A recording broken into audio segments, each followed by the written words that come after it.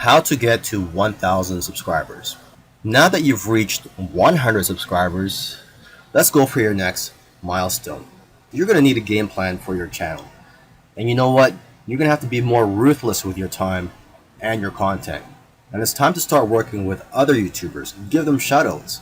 And don't just ask for the much bigger YouTubers for shoutouts, but also ask the people who are on your level or even below you. You're also going to want to start using YouTube's analytics tools so that you know when people are abandoning your videos and what's causing them to leave. You're going to want to find out how your viewers are finding you and how well your engagement is. And you need to track what you need so you can make adjustments for the future. You can also see which of your videos are producing the most amount of subscribers. So keep creating more videos like that. You have to give people what they want and stop making content that's not getting as much views as your other content. So basically you have to find patterns that impact your audience.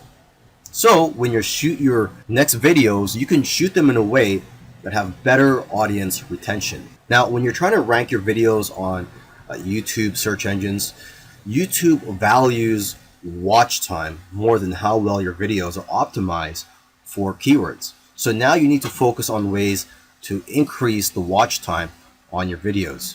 You need to get as much watch time as you can on your videos within the first week of them being published, because that will greatly influence its rankings on YouTube's search engines.